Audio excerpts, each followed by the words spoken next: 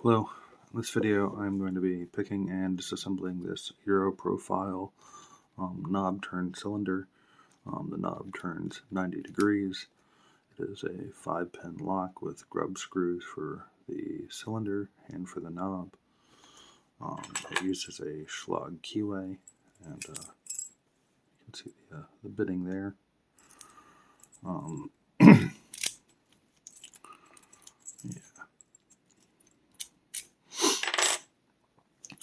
So this is one of only 2 Euro profile cylinders I have, and I'm not even sure they're really Euro profile with the grub screws.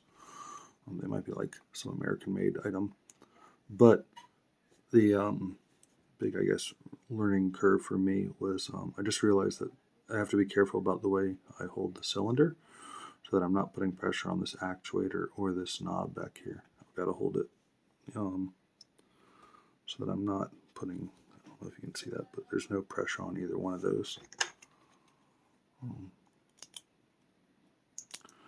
when I did that, I found the lock was a lot easier to pick open.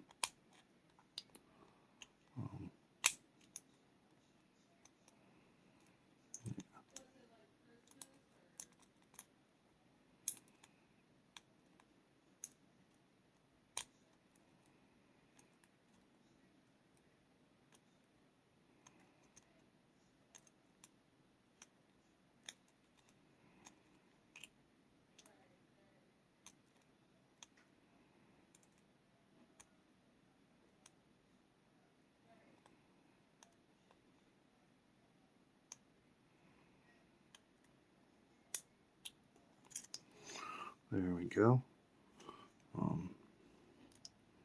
It's interesting because sometimes it feels like, I don't know if it's the C-clip or something is grinding, but it's like there's different amounts of tension.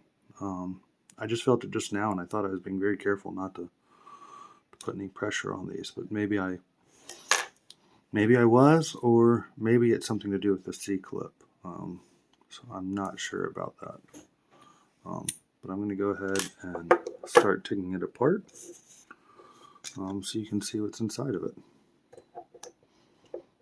I really do like grub screws. I think they're really nice and convenient for this kind of thing. Just in general, just repinning, I think they make life a lot easier. So I am a big fan of them. Yeah. I'll just go down the line here.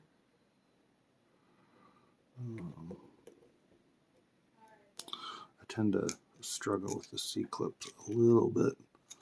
But if I can get that off real easy, I'll show you that too.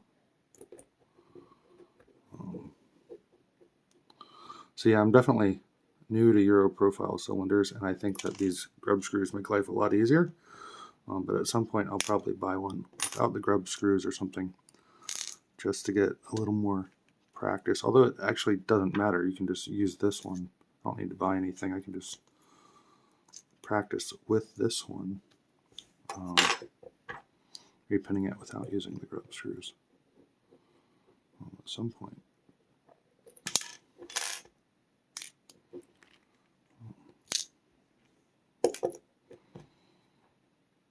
But yeah, that was definitely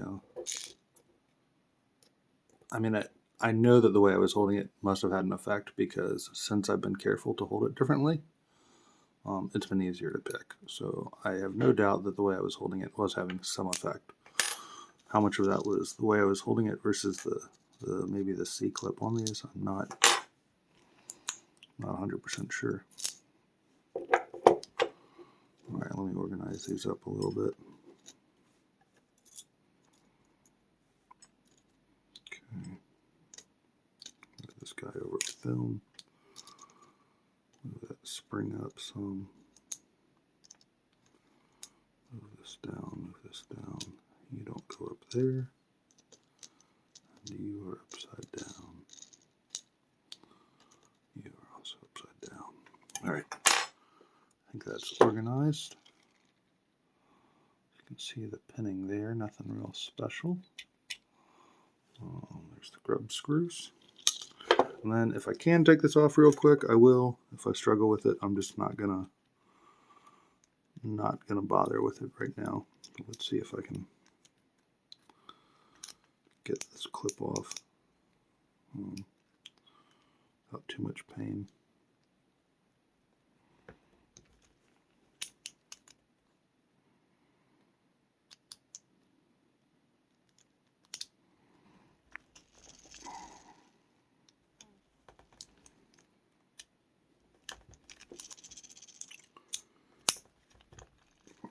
Is that going? Yeah, it's starting to go. All right, there we go. Isn't too terrible. So there's the clip right in front of there. And we can remove the center cylinder.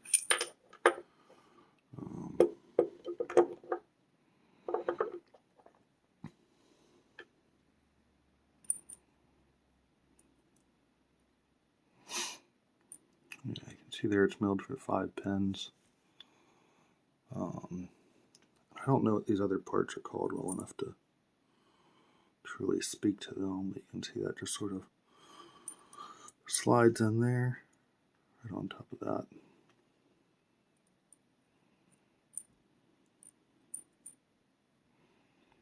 All right, well, thank you for watching. I'm going to start putting this thing back together. Oh, I guess you can see there's one other spring in there that's pushing against that too. Yeah. Anyways, thanks for watching.